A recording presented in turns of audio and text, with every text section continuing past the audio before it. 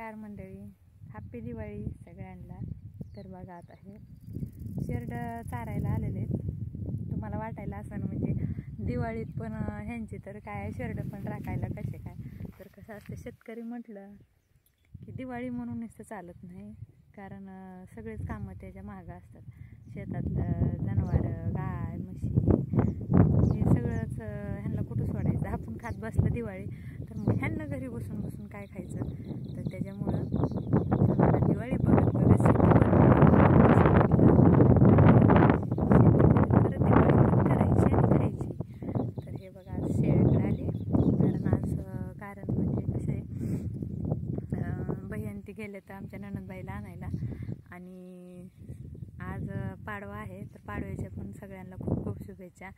आणि म्हटलं तर आज लहान बाळ आहे ना आमच्या ह्याचं भैयाचं, तर जावाचं इथे लहान बाळ, तर त्याचं आज नाव ठेवायचा कार्यक्रम आहे छोटासा। तर मी पण सर्वजण या बरं का नक्की। तर आपलं घरच्या घरी छोटंसंच करायचं आहे, कारण कसं असतं एवढं मोठा कार्यक्रम करून हे शेतकऱ्याला सोबत नसतं की नुसतं दिखाव्यासाठी मोठाली कार्यक्रम करायची, हे शेतकऱ्याला नाही येत तसलं।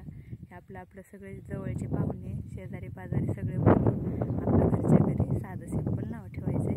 तर मी तुम्हाला दाखवून मी आमचं नाव ठेवायचं कशा पद्धतीचं असते, साधंच करायचं आपल्याला कार्यक्रम छोटासाच। आणि म्हणून मी आले शेळ्याकडं, आणि हे शेळ्या राखायचं इतकं अवघड आहे, दुसरं अवघड म्हणजे नाही, फक्त लांडगं येतात।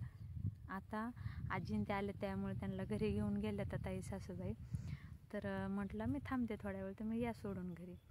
आणि लांडग्याचं भे आहे, कारण 2-3 दिवसाखालीच सासूबाई होत्या तर त्यांच्या पाठीमागून लांडगं घेऊन गेलाय समोरून, तरी पण असा दबत दबत येतो आणि असं एकदम मुंडक्याला धरून एवढं जाम धरून पळत सुटतो त्याला।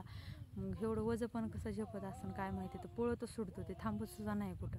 पण एका दुसऱ्या माणसाने हाणलं म्हणून त्याने ते पिलू सोडून तरी दिलं, पण वाचलं, कसं तरी बकरं होतं तर वाचलं ते। आणि आता हे एवढं छान वातावरण वाटते ना, तर चारा पण कमी व्हायला, आता पाऊस उघडला आणि दिवाळीपासून हे गवत थोडं थोडं आता वाळायला चालू होत असते, तर हे गवत कमी होते। चला तर बघा हे कशा शेळ्या राखतो आम्ही, आणि खूप पटांगण आहे, पण कसं असतं ह्याच्यात आपापलं रान असते चारा घेतलेलं, एवढं पूर्ण पटांगण आपलंच नसते चारायला, आपापल्याच रानात चारा मिळते, म्हणून त्यांच्या मागच उभं राहावं लागतं। लांडग्याला लक्ष ठेवून सांगितले, लक्ष ठेवून, तर त्यांच्या मागच उभं राहावं लागते सारखं खरंच। तर चला बाय।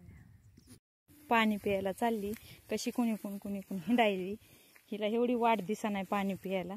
चल बाय हळूहळू चल, मी तुझ्या महाग एवढ्या इचुकाट्याचं आयचनाचं फिरायला लागले पाणी पिण्यासाठी। आता आली पाण्यावर, बघा ही कशी पाणी पिती आमची मैना।